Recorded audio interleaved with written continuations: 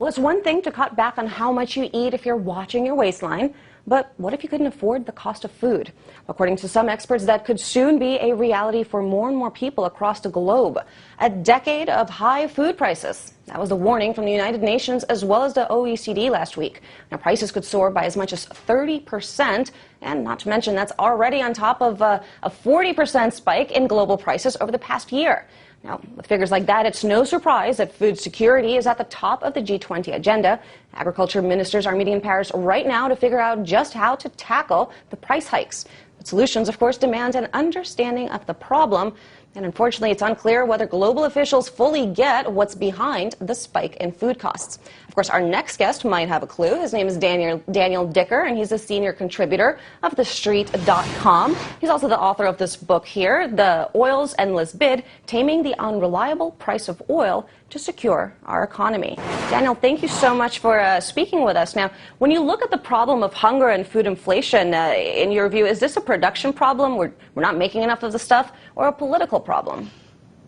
Well, it's partially a production problem, Lucy, but what is not really well understood is that it's also become a financial problem in that hard assets, grains and so forth, it's been most seen with oil, have become tools for speculators, tools for investment of many different classes of investors to get involved in. And that, besides making the price go up over the course of a very short period of time, has added to a lot of the volatility that we've seen in prices. You mentioned the 40% of grain prices that we've seen, and we've also seen, obviously, how destabilizing this kind of volatility can be in terms of what we've seen in unrest in the Middle East and North Africa. So this is a problem that the G20 in Paris is going to try to get a handle on, although it's just the agricultural ministers that are meeting and not really the financial ministers, which are the ones who have any power whatsoever to try and tackle this speculative, deep problem. So why is it then, Daniel, that in so many discussions about the food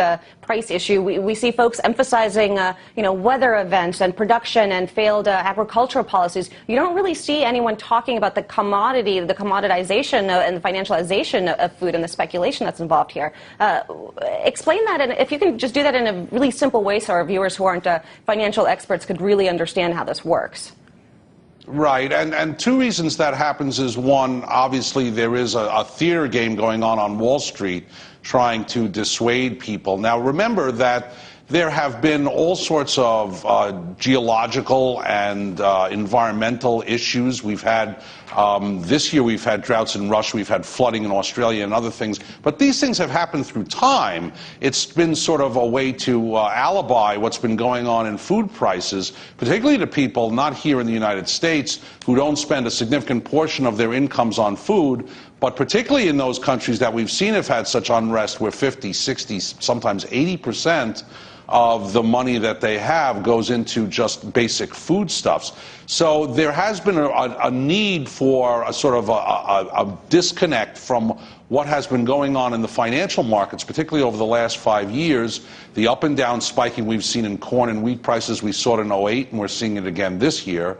And what is actually going on, what people can grab and understand, which is maybe a flood or some sort of other drought problem, but it's really not much of a production issue. It's much more of a financial one. And talk about the role of oil in food price uncertainty, because after all, when cost of oil goes up, that's what helps us manufacture, that's what helps us refrigerate, process food.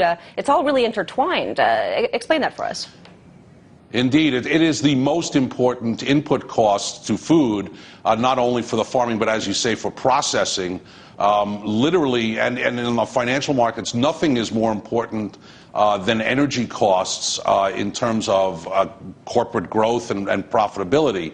So this is the most important single input cost that anyone needs to look at when they're looking at food costs and the poverty and the hunger that is going around globally. And in this respect, there has been an unbelievable financial rush to get involved in oil. Fully 75% of indexing of commodities is directed towards oil, and that amounts to, in the United States alone, close to $350 billion of buying money that goes into buy oil and specifically drives prices. We've seen, for example, prices at the pumps but even on the financial markets, oil go well above $110 in the WTI and almost $135 in the European benchmark, which is the Brent market, before coming down just a couple of weeks ago. But even coming down, people are saying we're getting some relief in these oil prices, and yet we're still hovering very close to $100 here in the United States, and in Europe closer to $115. So oil is really